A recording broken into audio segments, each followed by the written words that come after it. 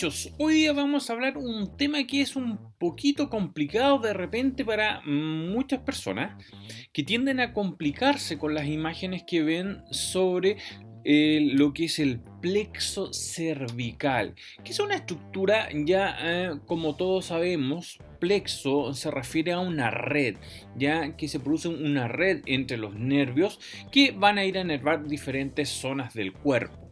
Entonces, el plexo cervical normalmente nosotros al verlo a primera vista nos causa una tremenda sensación de susto porque creemos que es complejo. Pero a través de esta presentación vamos a ver que es muy simple. Lo primero que debemos tener en claro es que va a estar formado por los ramos anteriores ya de las raíces nerviosas de C1, C2, C3 y C4. ¿Ya? Y estos ramos, ya de estas raíces, van a ser los ramos ventrales o ramos anteriores, que van a enviar un ramo inferior y un ramo superior, a excepción de C1 que solo envía un ramo inferior, como vamos a ver aquí que tenemos C1 enviando un ramo inferior, en tanto que C2 envía un ramo superior y un ramo inferior, lo mismo que C3 y lo mismo que C4. Y estos se van a unir entre ellos formando lo que nosotros vamos a conocer como las asas del plexo cervical. Y C4 aquí envía uno superior y uno inferior que ya vamos a ver que va a conformar un nervio muy importante del plexo cervical. Ya, bueno, como dato general vamos a ver que el plexo cervical se ubica posteriormente a lo que es este músculo. Traté de dibujarlo de la mejor manera, yo creo que me quedó así, pero tipo Leonardo da Vinci, pero es el músculo escaleno anterior. Se encuentra posterior a este músculo, ¿ya? Y por eso se encuentra más o menos tapado, porque por encima también va a pasar lo que es el esternocleidomastoideo, entonces se encuentra bien oculto el plexo cervical. Y vamos a hacer un recuerdo, ya porque el plexo cervical lo que va a hacer es principalmente la inervación tanto del cuello y de parte posterior y lateral de lo que es la cabeza. Por lo tanto, debemos recordar que las raíces nerviosas de los nervios espinales van a dar los nervios espinales, perdón, van a dar dos raíces nerviosas, una raíz posterior y una raíz anterior o ventral. Recuerden que es esta raíz ventral la que va a conformar el plexo cervical que acabamos de ver. En tanto que las ramos posteriores van a ser totalmente sensitivos y van a ayudar a la inervación sensitiva de la parte occipital de lo que es el encéfalo, o sea, lo que es el cráneo en realidad. Ya, así que no se olviden, lo que vamos a ver ahora son entonces las raíces ventrales. Bueno, veamos que se van a dividir el plexo cervical en dos tipos de ramos. Los ramos superficiales, que van a ser netamente sensitivos, o sea, se van a ir a inervar la parte cutánea, y los ramos profundos, que van a ir a inervar los músculos, por lo tanto son netamente motores. Dentro de los ramos superficiales nos vamos a encontrar que hay cuatro nervios principales: el nervio transverso del cuello, el auricular magno, el occipital menor y los nervios supraclaviculares. En tanto, en los profundos los vamos a dividir para que pueda ser más fácil de comprender en ramos ascendentes, mediales, laterales y los nervios descendentes. Dentro de los ascendentes vamos a tener para el músculo recto lateral, para el músculo recto anterior, que son músculos del cuello. Después tenemos entre los ramos mediales para el músculo largo de la cabeza y el músculo largo del cuello, que son músculos que se van a encontrar en la parte anterior, aquí, por esta zona, ya de los cuerpos vertebrales del cuello. Después tenemos los ramos laterales que van a inervar el esternocleidomastoideo, el trapecio, ojo, el trapecio que es parte de la espalda, romboides también y el elevador de la escápula. Y tenemos los nervios descendentes, que vamos a tener unos músculos que son los infrayoideos, ya, y el nervio frénico. Aquí me falta colocar, pero creo que lo voy a que aparece después, que van a ser todos los músculos infrayoidio, pero siempre hay una excepción que va a ser el tiroyoidio. A ese no se va a inervar. Ya, vamos con los nervios superficiales.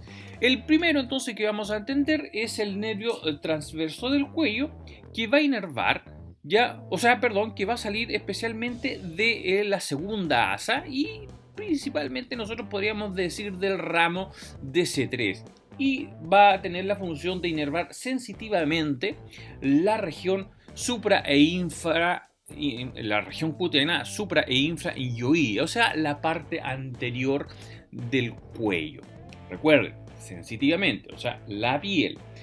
Después nos vamos a encontrar que desde la segunda asa va a salir el nervio auricular magno, o también llamado mayor, que se va a encargar de inervar la piel, ya, de lo que va a ser el pabellón auricular y lo que es esa zona y la parte alrededor de esa zona. Y de este mismo lugar de la segunda asa nos vamos a encontrar del nervio occipital menor, que eso es paralelo al auricular magno, pero se va más hacia posterior, inervando la región cutánea mastoidea y la región occipital. Ya. Y finalmente, ya de la tercera asa y especialmente del ramo de C4, vamos a tener los nervios supraclaviculares, que se van a dirigir inferiormente para inervar cutáneamente lo que va a ser la parte de la región infraclavicular, como podemos ver aquí, y además va a llegar a parte del hombro. Porque no es solamente un solo nervio, sino que son varios nervios. Incluso en algunos lados se le denomina como nervio supracromial. Ya, aquí tenemos una imagen donde podemos ver cuáles son los nervios reales, porque esto es obviamente un diagrama, donde nos vamos a encontrar que aquí tenemos el transverso del cuello. Antes que se me olvide, todos estos músculos sensitivos, si ustedes se fijan, van a salir hacia la superficie por la parte posterior o el borde posterior del músculo esternocleidomastoideo. Entonces aquí tenemos como el transverso del cuello, se llama transverso porque se va en forma transversal hacia la parte anterior e inervando sensitivamente la región cutánea de lo que es la piel anterior del cuello.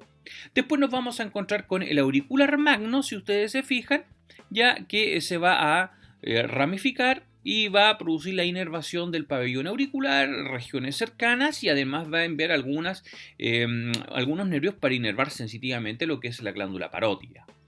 Después tenemos el nervio occipital menor, que si ustedes se fijan es bastante paralelo al auricular magno mayor, pero este se va a ir hacia la parte posterior para inervar sensitivamente la piel de la zona mastoidea y lo que es la región occipital. El nervio occipital menor se va a complementar con los nervios motores, o sea, los nervios, posteriores, ya de los nervios espinales, lo que les comenté recientemente. Y finalmente vamos a tener entonces los nervios supraclaviculares, como ya habíamos visto, que inerva sensitivamente la piel de la región infraclavicular y además parte del hombro. Sencillito, sencillito. Ahora nos vamos a los nervios profundos, que van a ser los nervios motores, que, como el nombre los dice, son más profundos, ya porque obviamente se van a meter hacia los músculos para inervar esos músculos. En cambio, los otros se denominan superficiales porque salen hacia la piel. Entonces, vamos a tener que los ramos ascendentes tenemos el recto lateral y el recto anterior, que van a salir especialmente de la primera asa y lo que es el ramo de C1. Ya, después tenemos los ramos mediales, que van a salir desde la segunda asa, pero se van a ir hacia la zona medial para inervar los músculos largo de la cabeza y el largo del cuello, que, como les dije, se encuentran en esta zona. Después tenemos los ramos laterales, que van a venir ya principalmente desde la tercera asa, ya de los ramos de C3 y principalmente de C4 para inervar el esternocleidomastoideo, el trapecio, el romboides y el músculo elevador de la escápula. Pero además nos vamos a encontrar que los ramos que se van a ir hacia el esternocleidomastoideo y trapecio van a tener una comunicación con el nervio accesorio. Si ustedes se fijan ahí, presentan una comunicación. Y recuérdense que el nervio accesorio es un nervio es un par craneal, ya que además tiene su región espinal y esa es la que va a ayudar a complementar o se va a unir a los nervios del esternocleidomastoideo y al nervio trapecio y forman aquí una asa, ya una pequeña asa. Ya recuerden que asa es como una oreja. Y después nos vamos a encontrar con los nervios descendentes, que va a estar formado por las raíces de C2 y C3 y además va a estar comunicado con el nervio hipogloso y van a conformar lo que es el asa cervical, como dice aquí. Y este asa cervical va a estar formado por dos raíces, la raíz superior que la va a estar formando la porción del nervio hipoglosio y la raíz inferior que la va a estar formando tanto la raíz de C2 y la raíz ya de C3. Al formar la asa, de aquí van a salir los nervios que van a inervar los músculos infrayoideos, a excepción del tiroideo. Por eso que hay 1, 2 y 3 ramas. ¿Cuáles son los músculos infrayoideos? Fácil eso, ¿no? El esternoyoideo, homoyoideo y ¿cuál nos falta? El esternotiroideo. Bien, vamos bien. Y el último músculo de los nervios descendentes, que es el que algunos libros lo dicen como el músculo más importante que vamos a encontrar, es el nervio frénico, que va a venir desde la raíz de C4 y además se le van a unir unir ramos de C3 ya y de C5. Este nervio no inerva ningún nervio motor del cuello, sino que desciende hacia el diafragma para producir una inervación del diafragma. ¿Y qué produce la inervación del diafragma? La inspiración. Por tanto, es importantísimo en lo que es la inspiración. Si se daña este nervio, el diafragma va a sufrir un daño, obviamente, y no se va a producir la inspiración correctamente. Aquí podemos ver en esta imagen, ya terminando, cómo el nervio frénico desciende, pasa por fuera de lo que es el pericardio y además entrega una rama sensitiva, ¿ya? Entonces va a llevar tanto información sensitiva igual de lo que es el pericardio, pero se va a distribuir en la parte superior del diafragma y además lo va a atravesar haciéndose de la parte abdominal. Por lo tanto, el nervio frénico va a tener una porción tanto torácica como una porción abdominal, como ya vamos a ver.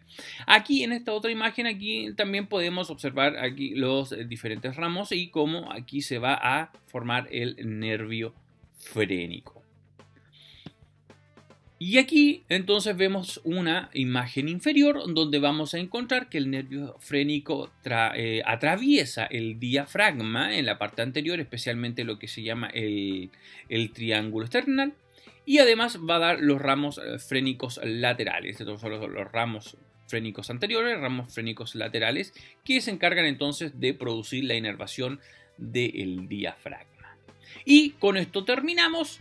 Súper fácil. Si ustedes se fijaron, no es tan complejo, no es al principio cuando vemos la imagen nos asustamos, pero finalmente el plexo cervical es una cosa de niños. Muchachos, espero que les haya quedado mucho más claro y a estudiar. Nos vemos en la próxima cápsula de anatomía. Hasta luego.